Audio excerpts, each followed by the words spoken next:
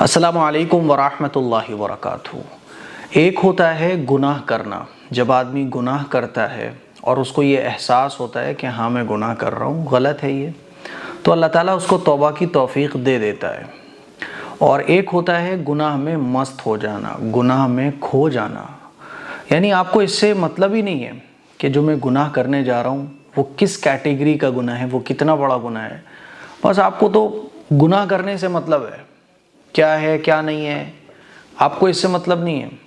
بس آپ گناہ میں کھونا چاہتے ہو، گناہ میں مست ہو جانا چاہتے ہو، تو پھر توبہ کی توفیق نہیں ملتی ہے اور بعض دفعہ انسان کفر تک پہنچ جاتا ہے۔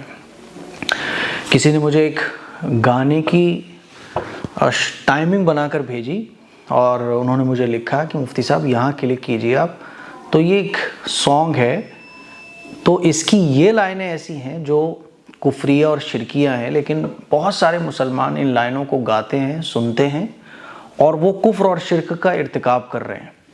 تو میں نے جب اس کو کلک کیا اور وہ لائنز میں نے سنی تو واقعی میں وہ لائن کفریہ اور شرکیہ تھی۔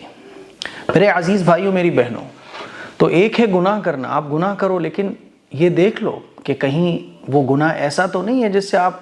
کفر کی دلدل میں چلے جاؤ، شرک کی دلدل میں چلے جاؤ، کیونکہ گناہ تو اللہ معاف کر دے گا لیکن کفر اور شرک اللہ معاف نہیں کرے گا۔ قرآن مجید میں بھی اللہ تعالیٰ کا ارشاد ہے کہ اللہ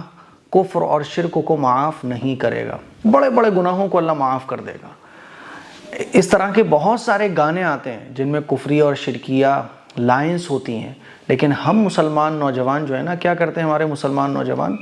لڑکے لڑکیاں، بس اس گانے کو سننے میں مست ہیں، اس گانے کو سن کر جو لذت مل رہی ہے اس میں مست ہے، اس پر ریلز بھی بنا رہے ہیں، اس پہ جو ہے وہ ریئیکشن بھی دے رہے ہیں، اور ان کو اس بات کی پرواہ ہی نہیں ہے کہ ان کی زبان سے کیا نکل رہا ہے۔ حدیث میں آتا ہے کہ بعض دفعہ انسان کسی بات کو بہت چھوٹا سمجھتا ہے، حالانکہ وہ اللہ کے نزدیک بہت بھاری ہوتی ہے وہ چیز۔ کسی چیز کو آدمی بہت ہلکا سمجھ کے بول جاتا ہے، حالانکہ اللہ کے نزدیک وہ اتنی بھاری ہوتی ہے کہ وہ ایمان سے خارج ہو جاتا ہے۔ اب وہ گانا جو ہے نا آج کل بہت چل رہا ہے، میں نے دیکھا، پھر اس کو سرچ کیا تو میں نے دیکھا کہ حد ہے، پوری لائن لگی ہوئی ہے مسلمان نوجوانوں کی۔ وہ ایک گانا ہے شراب پیتے پیتے، ہے نا، تو اسی گانے میں ایک لائن ہے کہ اگر خدا کہیں ہے تو سامنے آئے، ٹوٹے دلوں کو جوڑے، اس طرح کی ہے نا، تو وہ آخر میں بولتا ہے کہ لوگوں نے پاگل بنایا ہوا خدا نہیں ہوتا ہے، نعوذ باللہ من ذالک۔ اس طرح کی لائنیں گانے میں بولی گئی ہیں اور نوجوان اس کو بولتے ہیں، سنتے ہیں، باقاعدہ مسلم محلوں میں اس طرح سے گانوں کو بجایا جاتا ہے، اور اس طرح کے بہت سارے گانے آ بھی چکے ہیں پہلے بھی۔ تو گناہ کرتے وقت اتنا تو ہم خیال رکھیں کہ چلو گناہ ہے لیکن ایسا گناہ ہے جس کو اللہ معاف کر دے گا، لیکن خدا کا انکار ہی ہم گانے میں کر بیٹھیں۔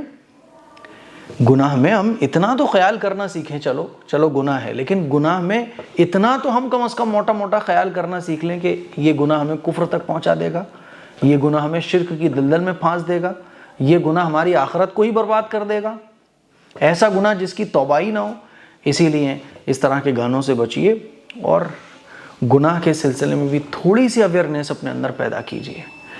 پچھلے زمانے میں بہت بڑے بڑے اللہ والے ہیں جو بڑے بڑے گنہگار تھے اپنی جوانی میں، لیکن انہوں نے گناہ میں خیال کر رکھا، دل میں احساس رکھا، اللہ نے ان کو ولی بنا دیا۔